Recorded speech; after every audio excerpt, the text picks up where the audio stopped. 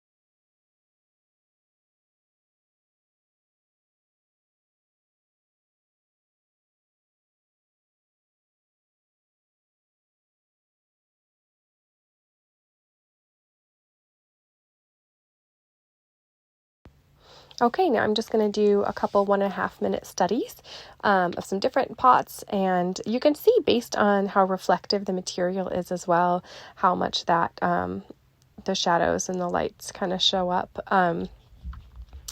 So we're just practicing with some different shapes, and you can just see how much you can fit in there for a drawing. And then once again on this white pot, it's funny, the core shadow almost doesn't pick up at all in the photos. I noticed that with the PVC pipes as well. And so for your studies, I switched it out to this beautiful pot behind because, again, it's giving you that really fun cast shadow from the lip and then the core shadow along the pot. So I switched this one out just because it was a little better defining the shadows.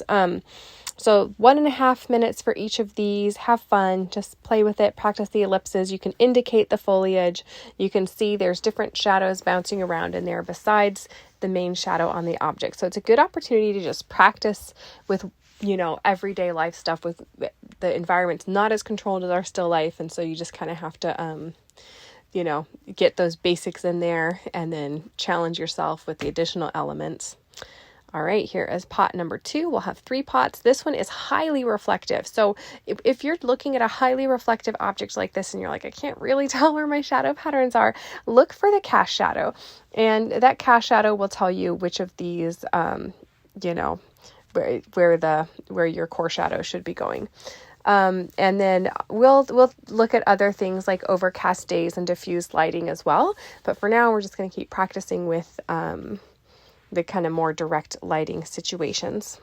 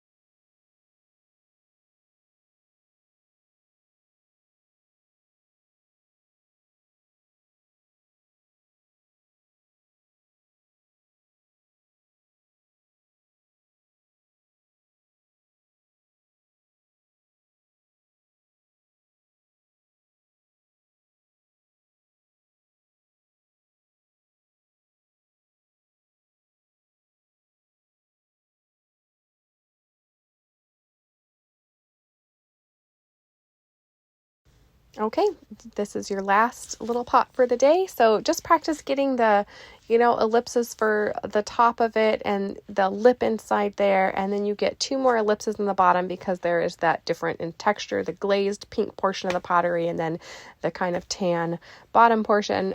So great things to practice on. And then look at the cast shadow and how it's so much darker right under the object. And then it kind of, diffuses as it goes away from the object. So fun things to observe. Have a great day. Thank you so much for joining me.